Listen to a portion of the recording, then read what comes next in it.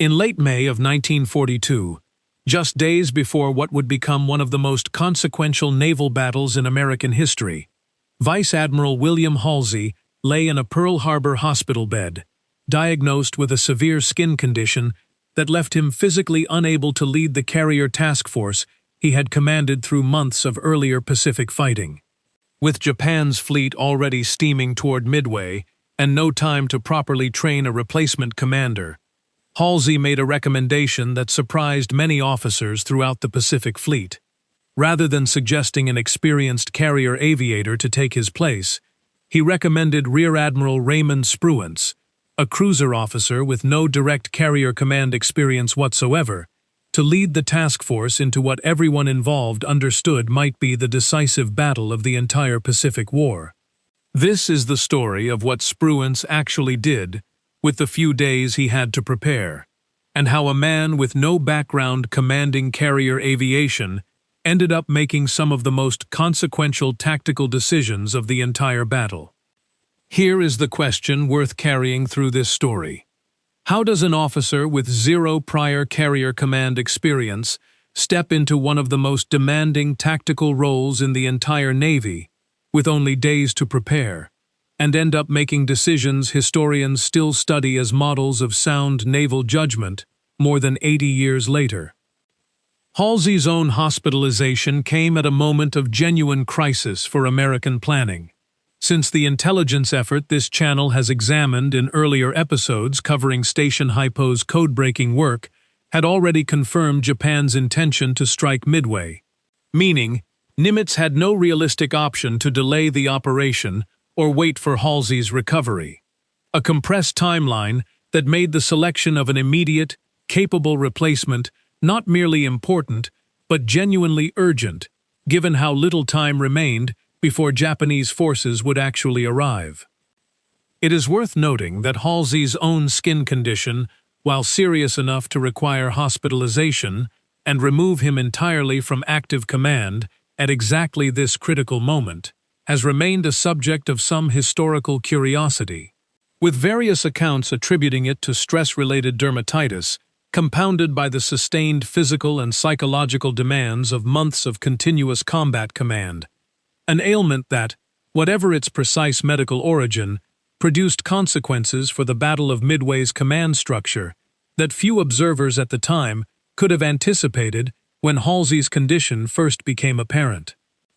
Raymond Spruance had spent his naval career primarily in cruiser and destroyer commands, a background built around surface warfare tactics and gunnery, rather than the specific demands of coordinating carrier aviation,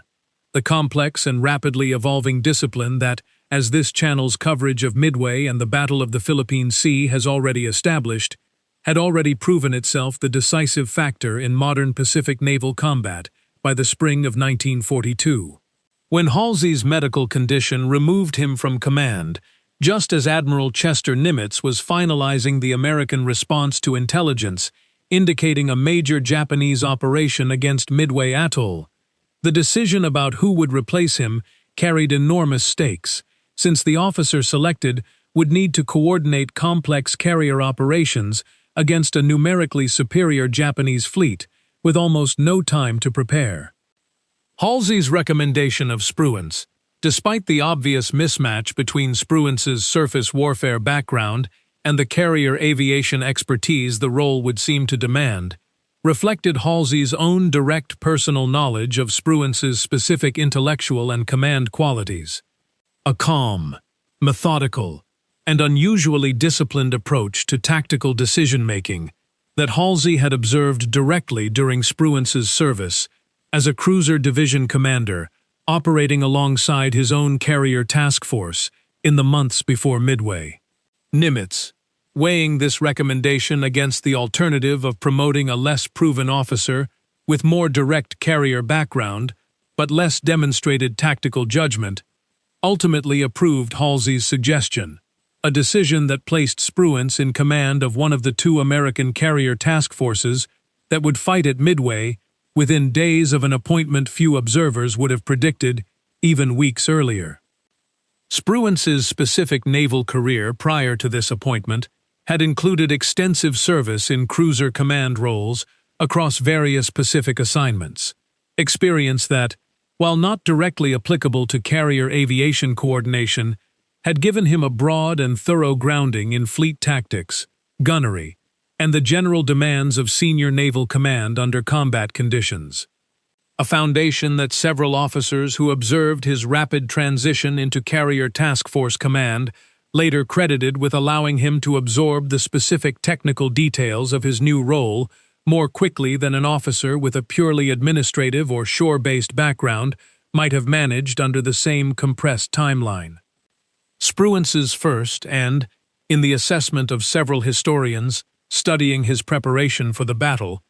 most tactically significant decision involved retaining Halsey's own experienced staff virtually intact, most notably Captain Miles Browning, Halsey's chief of staff, whose detailed knowledge of carrier operations and the specific personnel and procedures of the task force Spruance had just inherited provided exactly the kind of institutional continuity and specialized expertise Spruance's own background could not independently supply. This decision reflected a specific and, in retrospect, clearly sound judgment about his own limitations, recognizing that his own strength lay in overall tactical judgment and decision-making rather than the technical details of carrier aviation operations, and that the most effective path forward involved leaning heavily on Browning's specialized knowledge while retaining ultimate command authority and final decision-making responsibility himself. Browning himself, whatever his acknowledged technical expertise in carrier operations, carried a reputation among some officers as a difficult and occasionally abrasive personality, a characteristic that made Spruance's decision to retain him specifically for his operational knowledge, despite whatever interpersonal friction the arrangement might involve, a further demonstration of the same disciplined, results-focused judgment that would characterize his tactical decisions during the battle itself, prioritizing substantive capability over personal comfort or preference in exactly the kind of high-stakes situation where that priority mattered most. With only days remaining before the battle, Spruance worked intensively with Browning and the rest of Halsey's retained staff to absorb as much operational understanding as the compressed timeline allowed, a preparation period that several officers present during this period later described as remarkably focused and disciplined. Spruance methodically working through the specific tactical and logistical details of Carrier Task Force Command with a calm, unhurried thoroughness that impressed staff officers accustomed to a considerably more volatile and aggressive command style under Halsey's previous leadership. Spruance also had to coordinate his own task force's actions with the separate Carrier Task Force under Rear Admiral Frank Jack Fletcher, who held overall tactical command of the combined American carrier forces at Midway, given his greater seniority and prior carrier command experience. A coordination relationship that required Spruance to balance his own independent tactical judgment with appropriate deference to Fletcher's overall authority. A further layer of command complexity that Spruance, despite his newly assumed role and limited preparation time, appears to have navigated with the same calm professionalism that characterized his broader approach to the entire engagement. Stop and consider the specific tactical decision Spruance faced on the morning of June 4, 1942, once American scout planes confirmed the location of Japanese carriers approaching Midway. Because this decision, made by an officer with only days of carrier command experience, would prove decisive to the entire battle's outcome. Rather than waiting to fully coordinate his strike aircraft into the kind of large, unified attack formation conventional doctrine typically favored, Spruance made the calculated decision to launch his aircraft as soon as they could reasonably be readied, accepting that his strike would arrive at the target in a less coordinated, more scattered formation than a more patient approach might have produced, a risk he judged worth accepting given the critical importance of striking the Japanese carriers before they could complete their own attack preparations.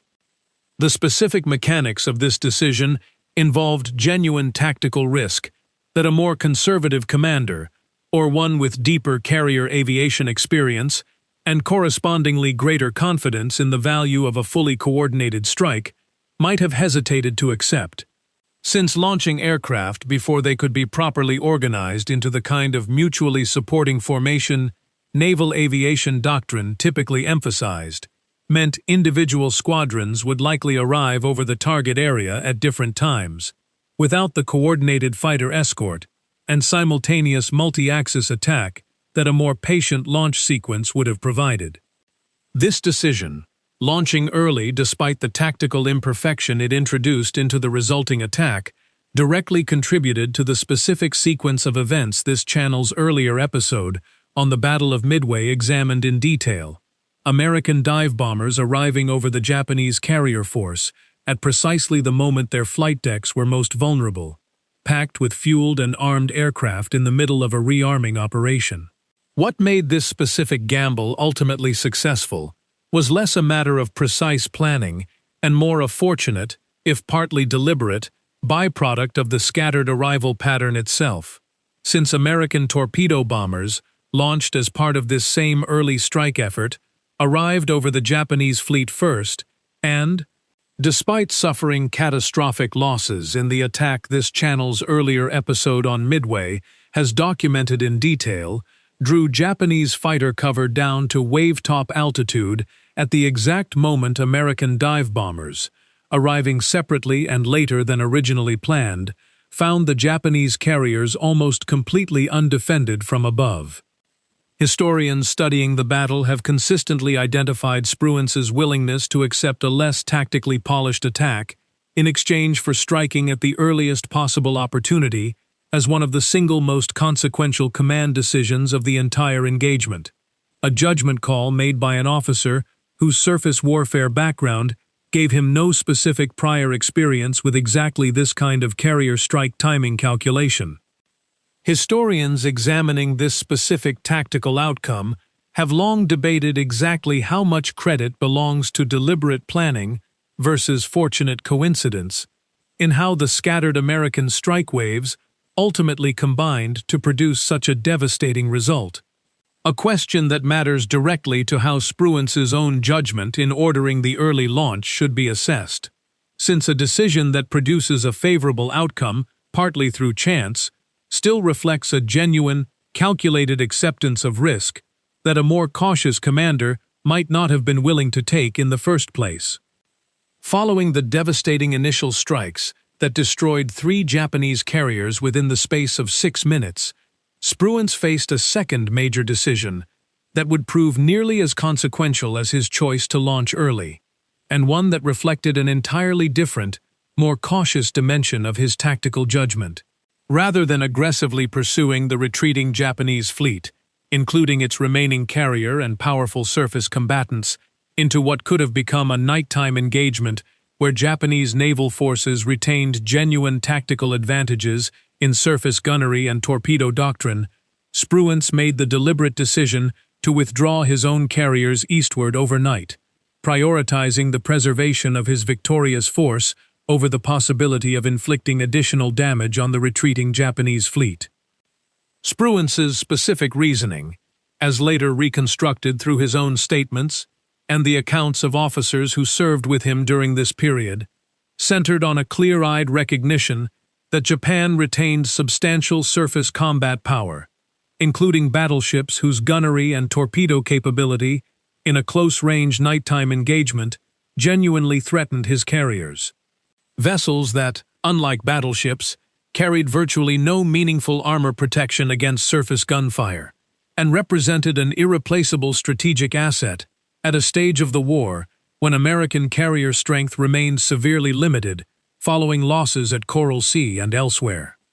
This decision drew genuine criticism from some contemporaries and later historians, who argued a more aggressive pursuit might have inflicted even greater damage on Japan's already devastated carrier fleet. Some of the specific criticism leveled at this decision in subsequent decades has come from historians and naval officers who, Examining the battle in hindsight, with full knowledge of exactly how depleted Japan's carrier force actually was, following the morning's devastating strikes, have argued a more aggressive posture carried less actual risk than Spruance could have known at the time. A critique that, while analytically reasonable given the benefit of complete hindsight, does not fully account for the genuine uncertainty Spruance faced in the moment, operating with incomplete real-time intelligence about the full extent of Japanese losses and the remaining combat capability of the forces he might have encountered in a nighttime pursuit. But the decision reflected exactly the same calm, risk-calibrated judgment that had characterized Spruance's approach throughout the battle. A recognition that having already achieved a decisive victory, the tactical value of additional aggression needed to be weighed carefully against the very real risk of exposing his own carriers, the most valuable assets remaining in the American Pacific Fleet at this stage of the war, to exactly the kind of nighttime surface engagement where Japanese forces held a genuine and demonstrated advantage. Fletcher's own carrier, the Yorktown, was struck and eventually sunk during the battle's later stages, a loss that left Spruance's task force as the primary remaining American carrier strength in the immediate area, and that, in the assessment of several historians studying the battle's command structure, effectively shifted overall tactical authority to Spruance for the engagement's final phase, adding further weight and consequence to the specific withdrawal decision he made once the immediate threat to Midway itself had been decisively neutralized. The Battle of Midway's outcome, a decisive American victory that destroyed the core of Japan's carrier striking power and marked the definitive turning point of the entire Pacific War, owed a substantial and specifically documented debt to the two major tactical judgments Spruance made across the battle's critical hours: the decision to launch early despite the resulting tactical imperfection, and the decision to withdraw rather than pursue once decisive victory had already been achieved. Naval War College instructors and military historians, examining the battle in the decades since, have frequently used Spruance's paired decisions specifically as a teaching example of what effective risk calibration under uncertainty actually looks like in practice. A case study distinct from either reckless aggression or excessive caution, instead demonstrating a commander's capacity to accurately assess when accepting risk served the mission's core objective, and when preserving assets for future operations represented the wiser course. A distinction that requires exactly the kind of calm, unemotional tactical judgment Spruance brought to both halves of the same single, consequential battle. Both decisions reflected the same underlying command temperament, a willingness to accept calculated risk when the potential payoff justified it, combined with a disciplined refusal to gamble further once the primary objective had already been secured. A combination that several naval historians studying command decision-making across the entire war have identified as a genuinely rare and valuable command quality. Nimitz himself, in his own post-war reflections and reports assessing the various commanders who had served under him throughout the Pacific War, reportedly regarded Spruance as among the very finest tactical officers in the entire fleet. A professional judgment from the officer with perhaps the clearest overall view of every senior commander's comparative wartime performance across the full breadth of the Pacific campaign, and one that carries particular weight given how many genuinely capable officers Nimitz had the opportunity to observe and evaluate across nearly 4 years of continuous Pacific operations. Spruance's performance at Midway established him, almost overnight, as one of the most trusted and capable senior commanders in the entire Pacific Fleet, a reputation that led directly to his subsequent command of major fleet operations throughout the remainder of the war, including the Battle of the Philippine Sea this channel has examined in an earlier episode. Engagements that consistently reflected the same calm, methodical, risk-calibrated approach that had first proven itself decisively at Midway. Unlike Halsey, whose aggressive public persona and colorful command style made him one of the most recognizable and celebrated American commanders of the entire war in contemporary press coverage and post-war popular memory. Spruance maintained a notably modest, low-profile public presence throughout his wartime service and into his post-war career, a contrast in public visibility that several historians studying the two commanders' comparative wartime records have argued significantly understated Spruance's actual tactical contribution relative to the more publicly celebrated Halsey. Thomas Buell's detailed biography of Spruance, published decades after the war, and drawing on extensive research into both the Admiral's official service record and the more personal recollections of officers who served closely with him, characterized him with the specific title, The Quiet Warrior, a description that captured precisely the tension this episode has traced throughout, between Spruance's genuinely decisive and historically consequential wartime contributions and the understated, almost self-effacing manner in which he conducted both his active command and his subsequent public life. Following the war, Spruance served as president of the Naval War College, applying the same disciplined, methodical approach that had defined his combat command to the education of subsequent generations of naval officers, before later serving as United States Ambassador to the Philippines, a diplomatic posting that brought his post-war career full circle to the same Pacific theater where his wartime command had proven so consequential. Spruance's own public reticence about his wartime achievements, a pattern several biographers have specifically noted as consistent with the same understated, unemotional command temperament that had characterized his tactical decision-making at Midway, meant that broader public recognition of his specific contribution to the Pacific War's most decisive battle remained, for decades, considerably more modest than the scale of his actual achievement arguably warranted, a gap between historical significance and public recognition that naval historians have continued working to correct in the decades since his death. Remember the question this story opened with: how does an officer with zero prior carrier command experience step into one of the Navy's most demanding tactical roles with only days to prepare, and end up making decisions historians still study more than 80 years later? The honest answer, drawn from the specific documented sequence of Spruance's actual conduct across those critical days and hours, is that it came down less to any specialized technical knowledge he lacked, and more to a specific quality of judgment he clearly possessed: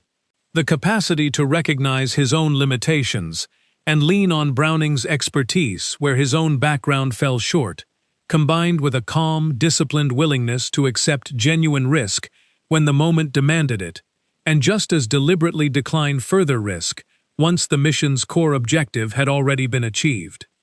If you want to understand how an officer with zero prior carrier command experience stepped into one of the most demanding tactical roles in the entire Navy, with only days to prepare,